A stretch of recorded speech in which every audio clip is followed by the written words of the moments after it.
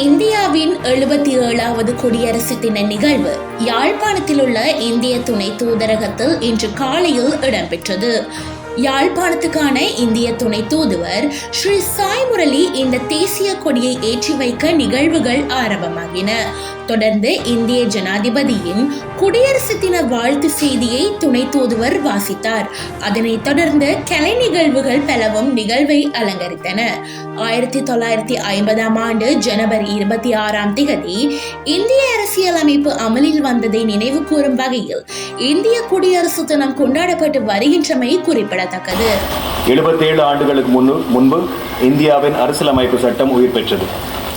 அது இந்திய மக்களின் கனவுகளை நினைவாக்கியது, அவர்களின் குரல்களாக மாறியது மற்றும் ஒரு பண்டைய நாகரிகத்தை நவீன குடியரசாக மாற்றியது. 1950ஆம் ஆண்டு இந்த நாளில் புதிதாக சுதந்திரம் பெற்ற தேசத்தின் அபிலாஷைகளையும் நீதி, சுதந்திரம், சமத்துவம் மற்றும் சகோதரத்துவத்தின் காலத்தால் அழியாத மதிப்புகளையும் பிரதிபலிக்கும் ஒரு அரசியலமைப்பை இந்தியா தனக்குத்தானே வழங்கிக் கொண்டது.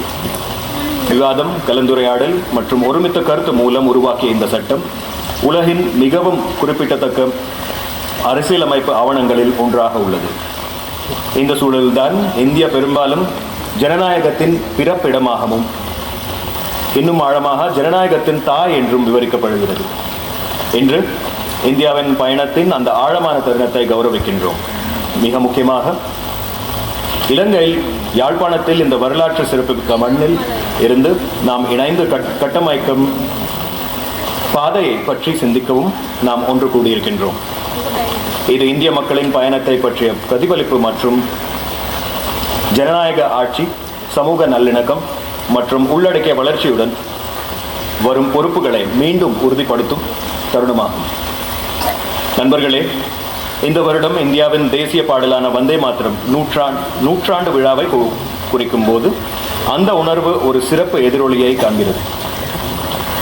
100 ஆண்டுகளாக அதன் வசனங்கள் நம் ஆன்மாக்களை தூண்டி தாய்நாட்டின் மீதான மென்மையான உறுதியான அன்பை நினைவூட்டுகின்றன. அதே அன்பு நமது கரைகளுக்கு அப்பால் இங்கே வடக்கு மாகாணத்திலே உள்ள நமது உறவு பிணைப்புகளையும் எங்களுக்கும் நீண்டுள்ளது.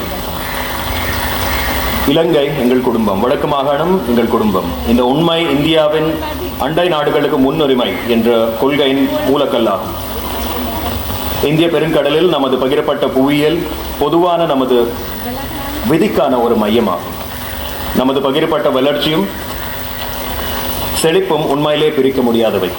எனவே நமது பயணம் இயற்கையானது, அவசியமானது மற்றும் ஆழ்ந்த பரஸ்பர மரியாதையுடன் வளர்க்கப்படும் ஒரு கூட்டு பயணமாகும்.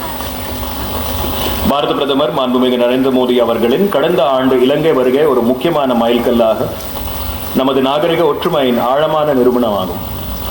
இந்த வருகையின் விளைவாக எரிசக்தி ஒத்துழைப்பு, டிஜிட்டல் உள்கட்டமைப்பு மற்றும் பல்வேறு வகையிலான பொருளாதார ஒத்துழைப்பு ஆகியவற்றில் குறிப்பிடத்தக்க அறிவிப்புகள் வந்தன.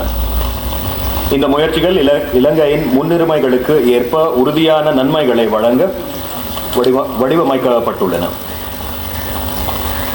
சவால்களின் போது இலங்கையுடன் நிற்கும் உறுதிப்பாட்டை இந்த வருகை நிரூபித்துள்ளது. சமீபத்தில் தித்வா புயலுக்கு பிறகு ஆபரேஷன் சாகர் பந்து மூலம் இந்த உறுதிப்பாட்டை நாங்கள் கண்டோம். உங்கள் அழைப்புகள் வந்தபோது இந்தியா கப்பல் மற்றும் விமானங்கள் ஊடாக உடனடியாக பதிலளித்தது என்பது உங்கள் அனைவருக்கும் தெரியும். ஆபரேஷன் சாகர் பந்துவின் கீழ் நிவாரணப் பொருட்கள், தேடல் மீட்பு நடவடிக்கைகள் மற்றும் உள்கட்டமைப்பு மறுசீரமைப்பு மூலம் இலங்கையின் அவசர தேவைகளுக்கு இந்தியா விரைவாக பதிலளித்தது. சேதமடைந்த பாலங்களை சரி செய்தல் மற்றும் ரயில், சாலை உள்கட்டமைப்பை மீட்டெடுப்பதில் இந்திய நிபுணர்கள் பணியாற்றினர். அத்தியாவசிய சேவைகள் மற்றும் இணைப்பு மீண்டும் தொடங்குவதை உறுதி செய்தனர். இன்று வரை 1100 மெட்ரிக் டன்களுக்கும் அதிகமாக உதவி பொருட்கள் வழங்கப்பட்டுள்ளன. அத்துடன் தற்போதைய தொழில்நுட்ப மற்றும் மனிதாபிமான ஆதரவும் வழங்கப்பட்டுள்ளன. சமீபத்தில் இந்திய அரசாங்கம் $450 மில்லியன் மறுகட்டமைப்பு தொகுப்பை அறிவித்தது. இது வாழ்வாதார மறுசீரமைப்பு, உள்கட்டமைப்பு பணிகள் மற்றும் சமூக மீள் எழுச்சி ஆகியவற்றில் எங்கள் கவனத்தை வலுப்படுத்துகின்றன. பல ஆண்டுகளாக இந்திய இலங்கைக்கு ஒரு உறுதியான வளர்ச்சி சம்பந்தமான பங்காளியாக இருந்து வருகிறது. 7.5 பில்லியன் அமெரிக்க டாலருக்கு மேல் ஒட்டுமொத்த உதவியுடன் 850 மில்லியன் அமெரிக்க டாலருக்கும் மேலான கிராண்ட் அசிஸ்டன்ஸ் மூலம் உதவி இலங்கையின் ஸ்திரத்தன்மை, மீட்பு மற்றும் செழிப்புக்கான நீண்ட கால உறுதிப்பாட்டை பிரதிபலிக்கின்றது. இந்த மனிதாபிமான உதவிகள் ஒரு நிரந்தர கொள்கையை பிரதிபலிக்கின்றன. நெருக்கடி காலங்களில் இந்திய முதலில் பதிலளிக்கும் நாடாக, உறுதியான நண்பனாக, சகோதரனாக இன்றும் என்றும் இருக்கும். பெரியோர்களே, தாய்மார்களே, வடக்கின் வளர்ச்சியில் எங்கள் பங்கை நாங்கள் தெளிவாகவே காண்கின்றோம். எங்கள் ஒத்துழைப்பு திட்டங்கள் மீள்தன்மை கொண்ட இந்த பிராந்திய மக்களுக்கு உண்மையான நன்மைகளை வழங்குவதை கேட்கவும், வசதிகளை ஏற்படுத்தவும், உறுதி செய்யவும் நாங்கள் இங்கே இருக்கின்றோம். உங்கள் விருப்பங்களும் முன்னுரிமைகளும் எங்கள் முயற்சிகளை தொடர்ந்து வழிநடத்தட்டும். வடக்கு மாகாணத்துடனான இலங்கையுடனான இந்த உறவு நமது மக்களுக்கு இடையிலான நீடித்த பிணைப்புகளையும் ஜனநாயக விழுமியங்கள், பன்முகத்தன்மை மற்றும் அமைதியான சக வாழ்வு ஆகியவற்றில் எங்கள் நம்பிக்கையையும் பிரதிபலிக்கின்றது.